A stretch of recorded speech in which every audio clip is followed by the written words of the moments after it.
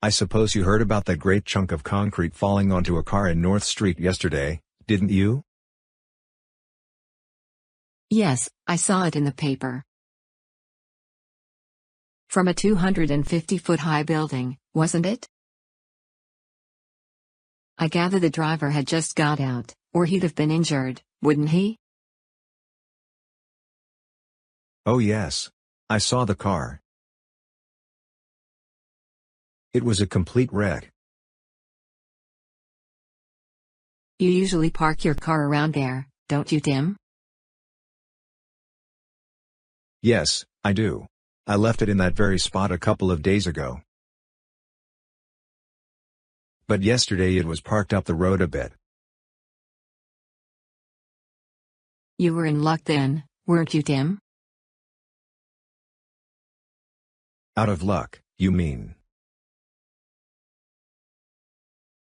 I'd be very pleased if my old car were smashed to bits.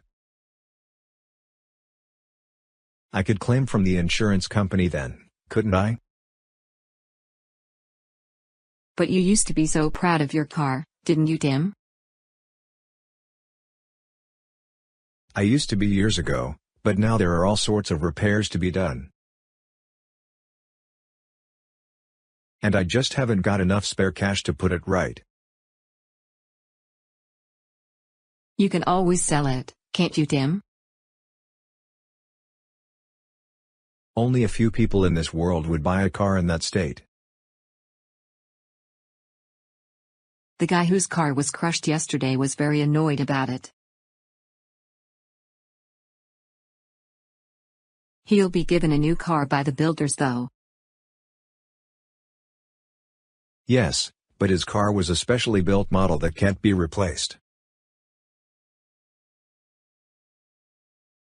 And there was hardly anything wrong with it, was there? Well, that's life. When people actually want to get rid of their cars, this sort of thing never happens, does it? We really must buy some new clothes for Kevin.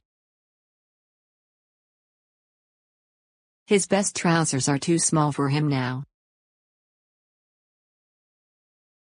And most of his other pairs are not fit to be worn in public. What about those nice blue trousers we bought for him in the spring? He ripped a hole in those while he was climbing up a tree in the garden last month. I told him not to wear decent clothes while he was playing about. I'll teach him to take more notice of what I say. Oh, leave him alone. You keep ordering him to do this and do that.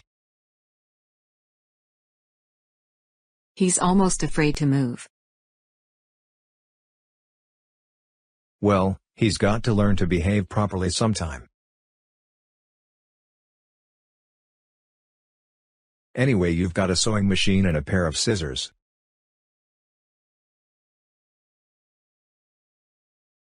Why don't you mend them, and alter some of his other trousers to fit him? Certainly not. I can't send him to school in patched-up trousers.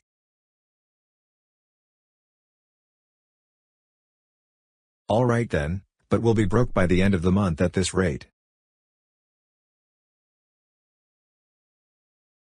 We've still got to get him some new pajamas, a pair of green shorts and those brown vests. Don't be silly.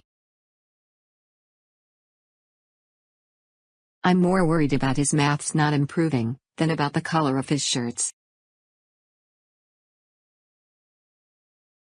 And I'm more worried about paying the bills.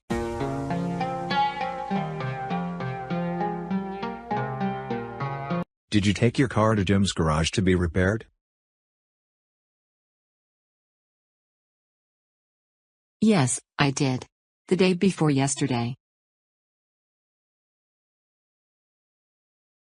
It's in good shape again now. Apparently, I needn't have worried about that terrible rattling noise underneath. It was only a loose wire and they fixed it in 2 minutes. Was there anything else wrong? Oh yes. They found about a dozen other things that needed replacing. That's always the way. You take the car in for one reason and they find that everything else is wrong. In the end you pay twice as much as you bargained for.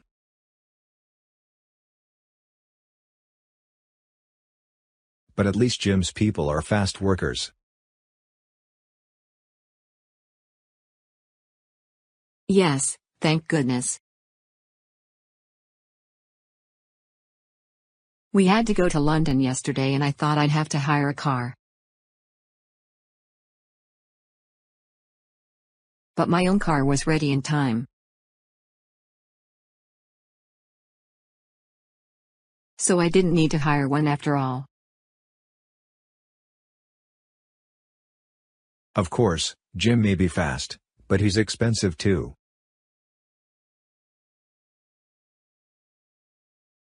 I didn't have to go to him.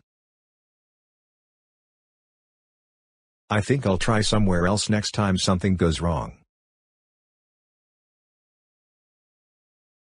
It doesn't matter where else you try. All garages are expensive these days. You just have to pay up.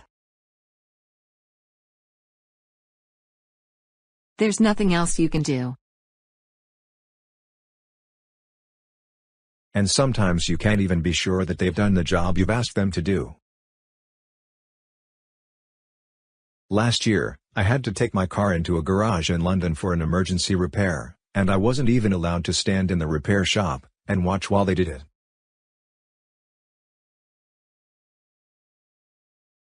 Well, they probably didn't want you to see how simple the job was before they gave you the bill.